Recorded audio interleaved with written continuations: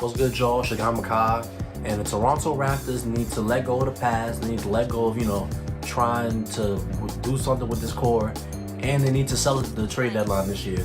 The Toronto Raptors has been good for a very, very long time. They've gone to the playoffs for, as long as I've been watching basketball. And they've just been a very, very solid franchise. And they took the next step like 2 years ago when they won the championship in 2019.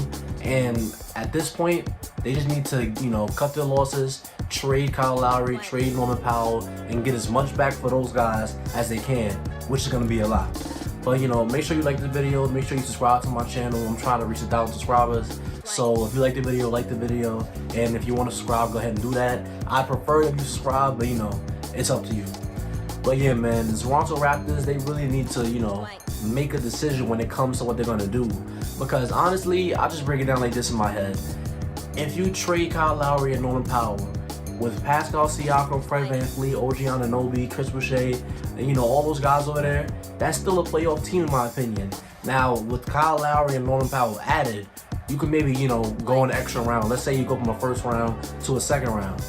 Is that really going to change things for, going forward with this franchise when you could trade Kyle Lowry and Norman Powell and, get back great value for them? You can get multiple first-round draft picks for those guys. You can get a couple developmental players for those guys. And I just don't understand the infatuation which is holding on to these guys for longer than you need to, you know what I'm saying? Because I understand Kyle Lowry is a, Raptors legend, the greatest, Toronto Raptor in NBA history. But at a certain point, you have to realize it's time to let go and do what's best for the franchise. And do what's best for him, honestly, because Kyle Lowry, he's still a very, very productive player. He's still a guy who, a lot of contenders are, have their eye on. Philadelphia's had their eye on them for the whole season. Miami's had their eye on him. A lot of teams really want him, and, a lot of teams are willing to pay top dollar for that guy. If you can amass a couple of first-round draft picks, if you can get like 1 or 2 developmental players out of a Kyle Lowry right now who's on an expiring deal and might just leave anyway, you do that in my opinion. And now the Toronto Raptors GM, Masai Ujiri, he's a really good GM. He knows what he's doing. But I think he's hesitant because he wants to see the right deal from a team. And I think the best deal that you're probably going to see with Kyle Lowry is from the Philadelphia 76ers. And I think Kyle would welcome a trade from there. We've seen reports that, he would welcome a trade back to his hometown Philly. And if y'all can get Tyrese Maxey, if y'all can get, 2 first-round picks, they might even be willing to throw in, an Isaiah Joe, somebody developmental like that. The Raptors have a great, developmental staff. Y'all can turn Tyrese Maxey into y'all point guard of the future. I believe in that guy a lot. Y'all can turn Isaiah Joe into a nice rotational piece.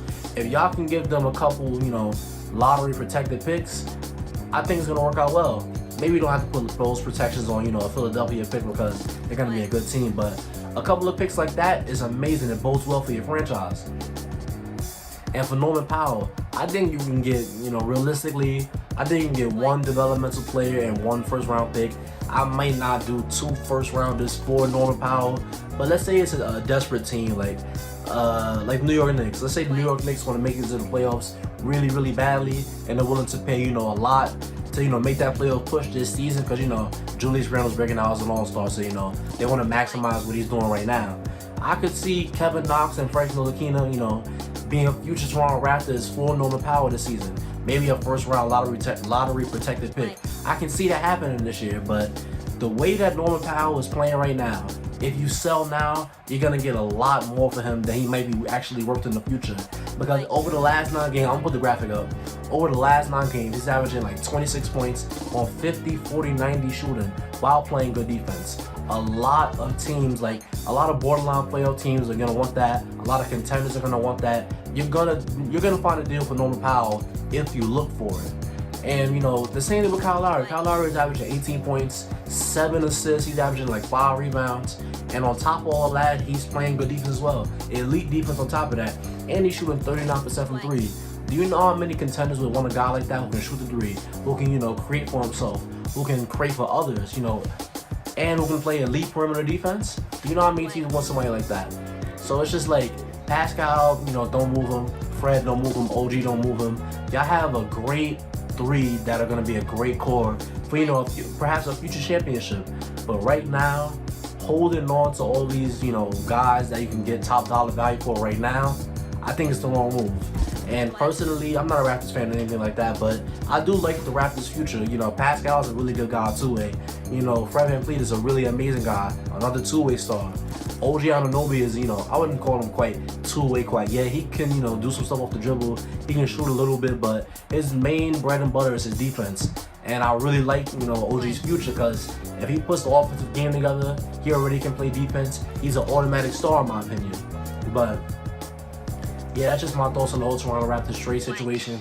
I've seen, it was a whole war on Toronto Raptors Twitter. Some people want to tank. Some people want to keep these guys and make some sort of playoff push, stay competitive or something like that. And, in my opinion, you're gonna make the playoffs either way, like I said in the beginning of the video. If you're gonna make the playoffs either way, why are you gonna, not get as much value as you can for two guys who are welcome to a trade? Why would you not want to do that? Because, it's really gonna be fine either way. If you keep them, you go to the playoffs, you have fun, you compete, it'll be fine. If you trade them, you get a bunch of developmental guys, you get a bunch of draft picks, and you still make the playoffs. So, what do you think is the better option? Let me know in the comment section down below. But yeah, if you stay tuned in this video, thank you. Don't forget to like, comment, and subscribe, and I'll see you on the next one.